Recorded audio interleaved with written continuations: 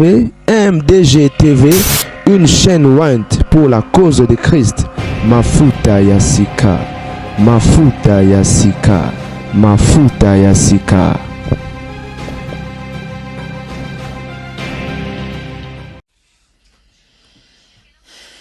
Mbotendeko.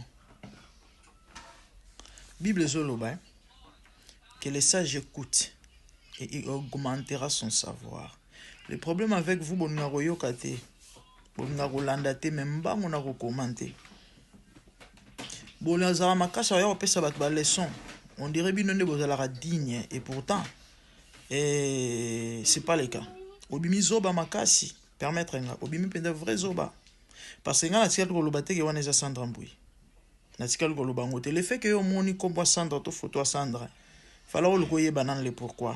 Na place ya comme n'importe quoi tina niveau benga muto lokuta. Ndeko alobi ke cette femme, j'écris que Alobarama Ambouya solo, or que c'est pas le cas. Nzamba limbisa. Nzamba vraiment limbisa yo.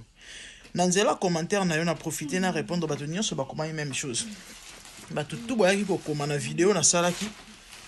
O bo mona photo Sandra Mbui. Na mwana mwasi ya chantre moko soki américaine. Na ba commentaire eza Sandra te na ngwa yebisa ki bino ke eza Sandra. To bisika nini mino bo mona ki ba lobi ke eza Sandra. Batikal ko komani na poste na tikal ko komani na poste na nga koloba ke o eza Sandra na tikal ko mentionner oni na maloba na ngai. Donc c'est clair que bolandara ba vidéo te mais bolinga ko critiquer bolinga ko finga bolinga ko commenter et zo bimisa bino bazoba parce que normalement mto maele avant aloba to pas réagir il faut ayokana toi comprendre eza nini. Moi je crois la swima au bandela sur le côté parce que bimi vrai zoba bimi pena zoba makasi. Et bah Congolais ça va changer te aux patient et aux amawa. Na ba nous répondre à ma question moi c'est tellement important. Tellement motuya. Surtout pour na bato ba prétendre ko servir nzambe to pe ko linga nzambe. Mais bato ba ina ba réaction moko na moni na ba no kanga ba commentaire. Na sika ba commentaire pour ba s'exprimer. Mais je comprends qu'on dirait et tout se comprendre quand malgré ça. Imaginez la salle vidéo, na osenga sera nis pardon, donna passer message, ya mea culpa, ya ndeko journaliste, et pas la sera nis. Mais bah tu même pas tant hollandais, bah finginga na ba commentaire. Attendez, na ebi que c'est vrai, cause à la exposer, cause à la na réseaux sociaux, faut à la bannière solide parce que bah finga toujours oui. Mais quand même bah ils allaient rappeler na ba régression na ba cause te. Que tant sur le biolo mo ba sepel na ngote to sale lo mo mabe o ba ba moni en mabe fini ça se comprend mais mine de rien comme ça muto sale lo mabe te au contraire sale lo malamu na bino boye penza boye bo fingi my godness mais franchement c'est grave et ama wa mingi nzamba limbisa nzambe alimbisa na bane o répondre na motuna. Et puis, moi je suis dans Sandra, na habité na miso batu mususu, baza na ressemblance te. Na habité la miso batu mususu, nga epa na baza na ressemblance te.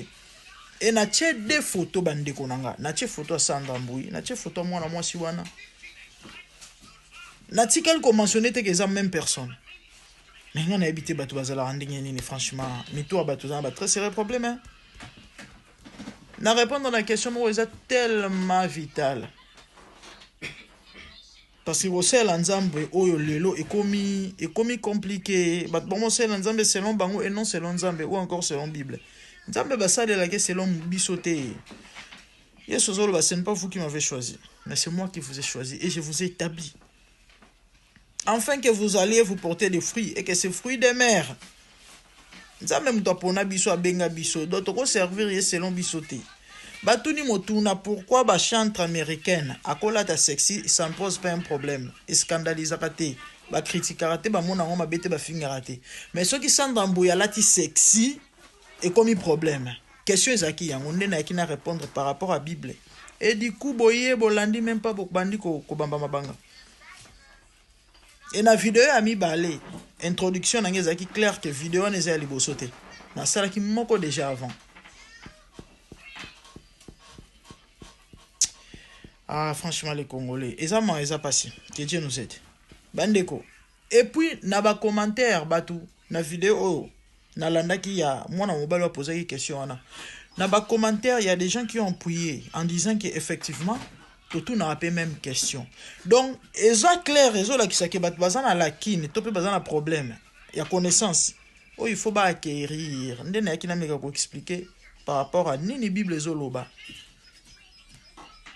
Lelo oyo batu ba normaliser lisumu, batu ba normaliser mabe na kati ya ndako ya Nzambe. Et du coup ekomi na normal. Eza ba biloko il faut to telemela yango. Batu ba zonga na makomi parce que Bible ezali constitution ya ba chrétien. Mutu to alinga servir Nzambe, il faut se référer na Bible. Ya on ba moni ba disciple ya béré. To pe ba chrétien ya béré. À chaque fois ba disciple ba bande côté ya ba apôtre bande côté ya. Bango babaneka ko vérifier makomi. Kuna mosala Nzamba sote ya vérifier makomi. Bible bakisi po ba confirmer que makambo bazoloba ekomami. Mais malheureusement aujourd'hui c'est pas le cas. Normalement un vrai chrétien a posé question oh des fois luka tanga Bible to pa yeba nini Bible komi. Et tellement ba chrétien pe batanga na bango Bible te ba chrétien lelo ils lisent pas la Bible. Ya on bomoni bazambango ya ko finga. Pe ko loba n'importe quoi. Tango bino bozo ko expliquer do ozongi sa batuna nzela ke oyo tozomona na ba église lelo oyo tozomona na basali na soi-disant basali ya Nzambe bazosala eza bonzambe te. Donc du coup tozo reconnaître que baza basali ya Nzambe te parce que Bible obi to yeba bango na misala bino ba passer boko tshaka bana batu bazemi suko ba benga bino ba passer en ndenge mais tellement ba format ba disciple moko oyo ya bango eno ya Yesu et ba disciple wana ba défendre badadi ne défendre badadi bokozo ba malédiction botika basala Nzambe machin bazala basala Nzambe te ba oyo wana o basala ba blague wana ba vantir wana c'est ça. Lelo bande na likambo koyembela Nzambe na linga na fungola penza parenthèse na likambo koyembela Nzambe ya manger à boire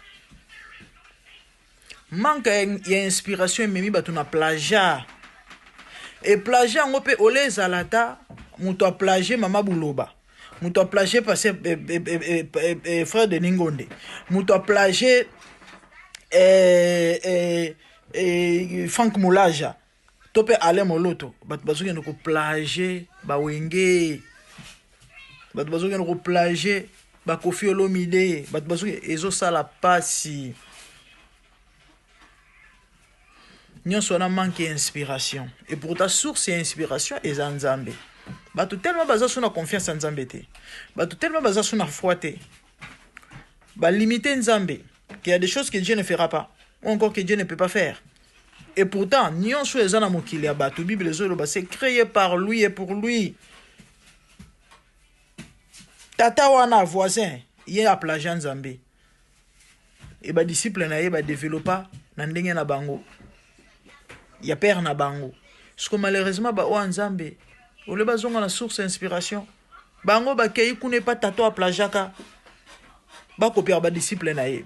Et a ma mingi za pasi. Yango une fois na landa tata mo asia kufa pe a sonam na bona tanga kombone pour na respect ba mort. Ba tobele ba royer ba reconnaître pe ba yebié. Abana ko beta guitare na Vox Day. Ba poser mo comme sous question na émission. Olandara Koffi Olomide alobi oui bien sûr. Les journalistes à Kamatunya poigné na lobi pour s'inspirer. Pour beta guitare bien. Triste. Oh mon Dieu. David a noko beta kalindanda. Sanka kende lango classe. Tala, Nzamba za source inspiration infinie. Kati na bonzambe, oko beta guitare, oko beta solo, koleka ba musicien mokili. Mais malheureusement, batu ba kondimate pourquoi parce que ba limita Nzambe. Il y a des choses que Dieu ne fait jamais ou encore Dieu ne peut pas faire. Et à ma weza passé. Yango ser na biso oyo. Moi c'est papa pasteur. Yé pour dire comment maman pasteur. Ba période moi mo beta biso ba Céline Dion. Beta ba Céline, ba tutu, ba bana ko lobelango, même na ba émission na bona tanga kombo parce que ba za couple parfait. soko yo kopesa message on nzambe osenga bango bazongela nzambe bakofingo bato bakoboma yo bango basalaka lisumu te bango basumukaka te bango baza na nzambe. Na continue vidéo oyo boto bandeko. J'espère que vous avez bien bien. Na uti ko sala vidéo mo awa na sa continuité ya vidéo wana na auto répondre ndeko moko et par rapport ya vidéo mo na lobela ki sur accoutrement ya baembi na nzambe gospel. Voilà ba comparer Sœur Sandra Mbuyi na américaine moko atika mipendi na mabele libanda et na uti ko chiter na façon ya ko salela nzambe dans la musique. Lelo oyo plaja ekoti na kati ya koyembela nzambe na kosalela nzambe comment je vais dire servir Dieu. Voilà to servir nzambe na loyembo na ngambu ya ba ndeko na biso bayembi. Na pesa ye témoignage ya tata moko batuna ye avec musicien à Vox Day kala batuna ye soki ayoka Kofi alobi wi ayoka pour à s'inspirer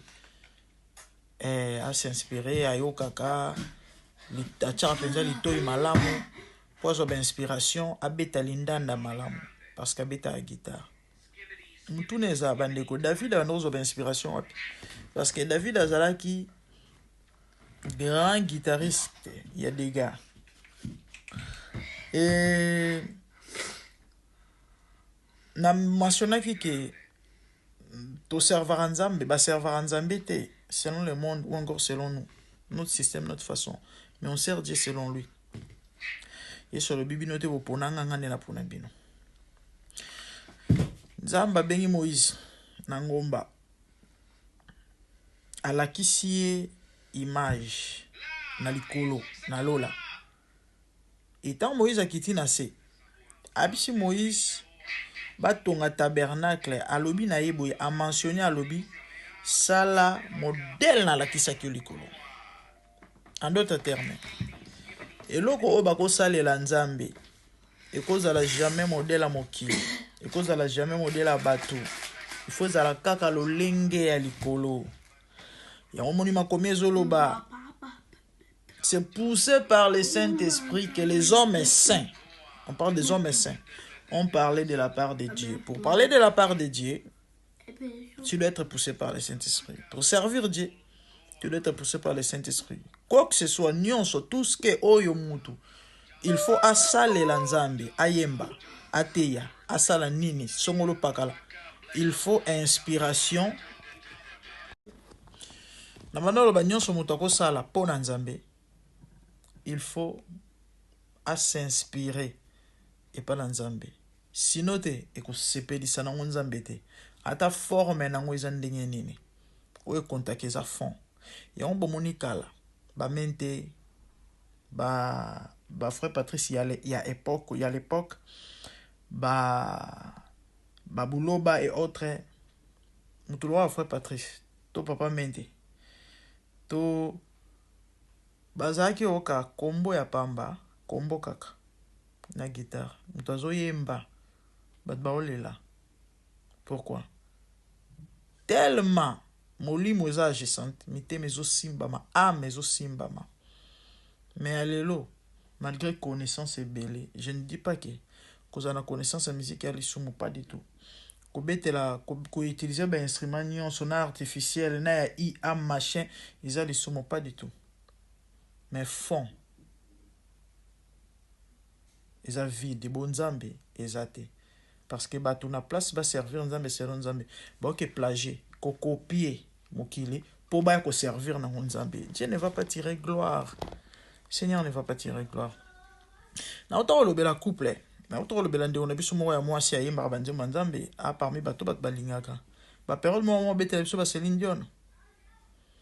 Betela biso ba Céline Dion bato tous les gens commencent à en parler.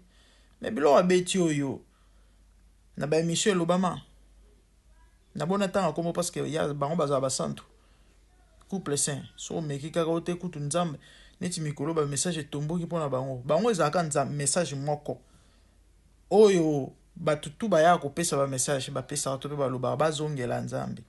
Donc c'est clair que baza suna nzambe te aso ne otanga kombo meka sabat bo sasana ba commentaire ti bon ça sent ba commentaire ba santu ba sum karate bango même message ebimaka ka moko chaque année na mutu moko te batumi balete 3 te 4 te 5 te qu'il faut bazongela nzambe bisiko ba ke travailler actuellement na mboka mopaye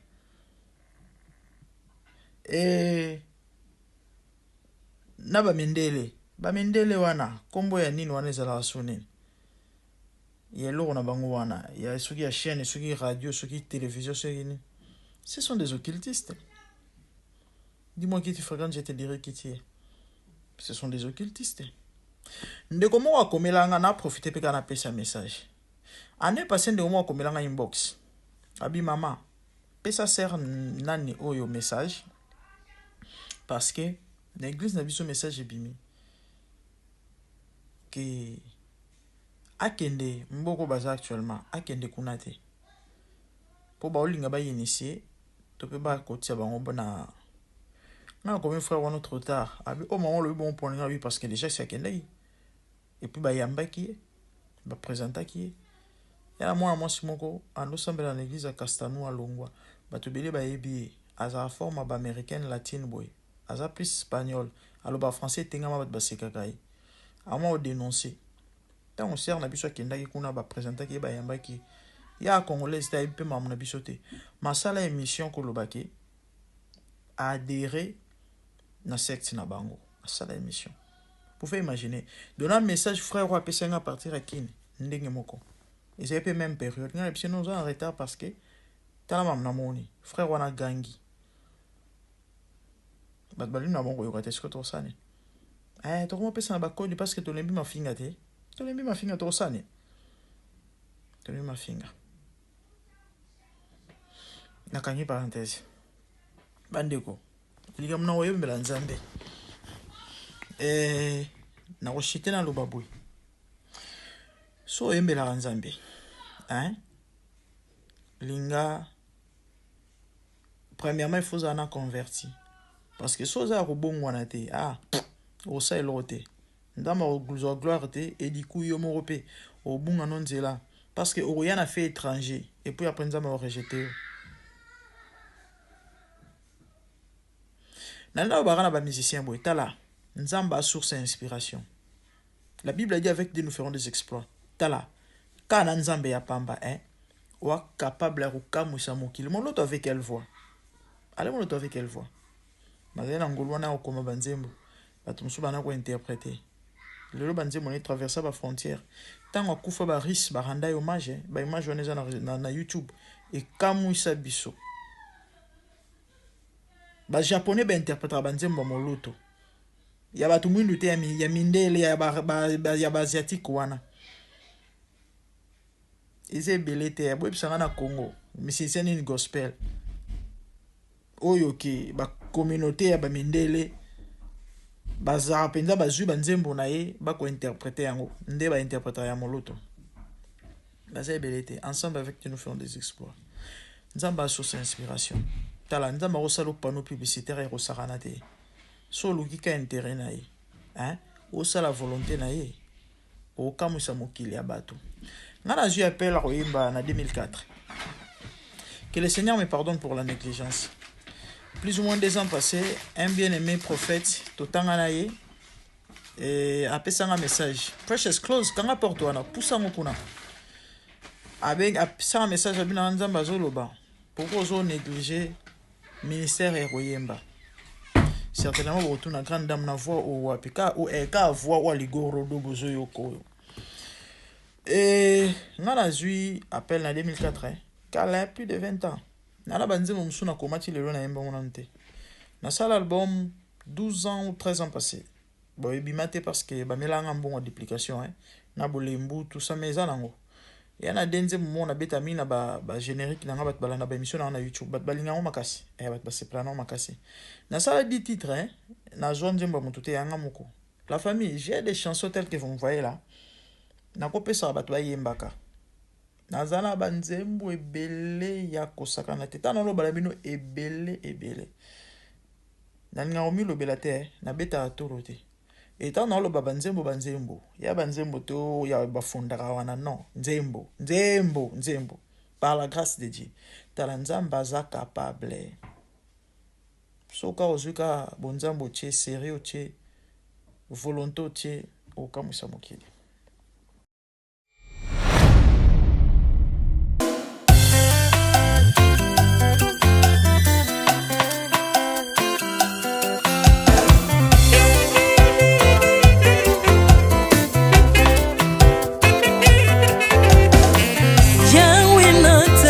mokili oyo namoni te natangi na histoire ya monde namoni te naluki nayemba pete toze po passer Seigneur je n'ai pas pris non plus entendu parler oya kokalala yo Yesu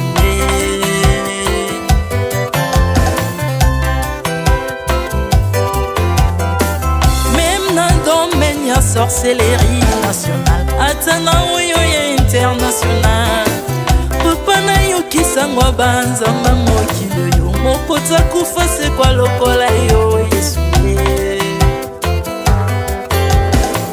nanya voyage a lokola yo tanyangwa koka nino ya nzambe uni masomo ya ekulusu konanga okufose kwa poyo zali nzambe Yesu nzambe moneno kitana se olata nzoto poyo bikisanga okitana se pozwe sikananga ofuta nyongo na nzambe nanga Yesu ozali nzambe onkote ya okani na yo ozali nzambe obongwani te Yesu Yesu ozali nzambe onkote ya okani na yo ozali nzambe obongwani te Yesu Yesu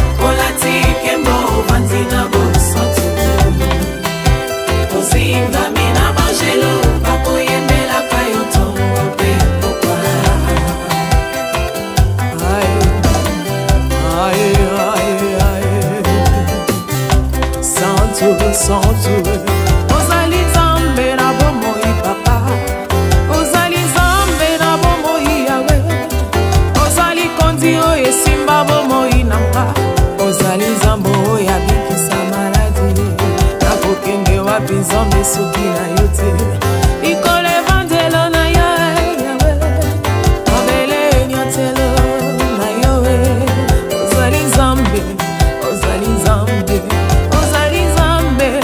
kote lokola yo nzambe na ngoya olatike mo vanzi na bosantu ozinga bina bangelo bakoyemelaka yo ntongo mpe popa Artamon tu m'as rendu intouchable Artamon tu m'as rendu invincible aliwana yo tokomindela santu lisekwa na yo tokominde balongi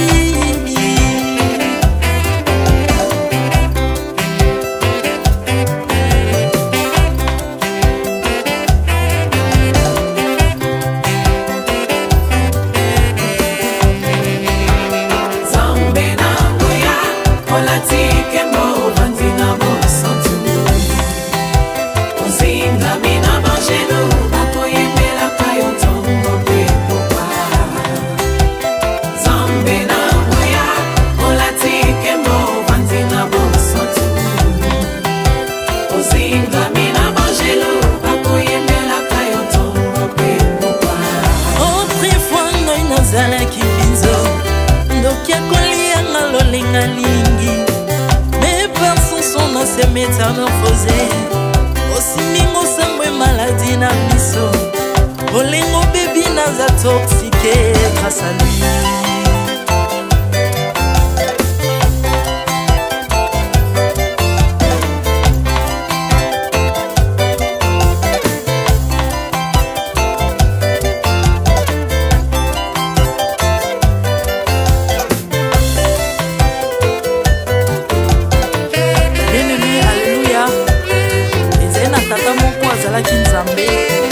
Ntango akofi badepsine balobi keno akosekwa mpo nzambe bakristo basekwa alors mpo bafasilite lisekwa na ye bakunda ye mutu libanda mpo ntango akolamuka abimaki elingala moko mais comme nzambe na biso alinga kokambola gloire na moto te lobi nango na ntongo baya kokuta bangulu basepelisa mutu ya nzambe na bango yango bien aime bato wana bakoma oyo biso toliaka ngulu te po milimo mabe ekotaka na ngulu so bino boliaka ngulu te po milimo mabe ekota na ngulu bomelaka mai te po milimo mabe ekotaka na mai yango tokumisa nzambe po akufa asekwa avandi na loboko ya tata mpona kolinga sele mpo na nga na yo Jésus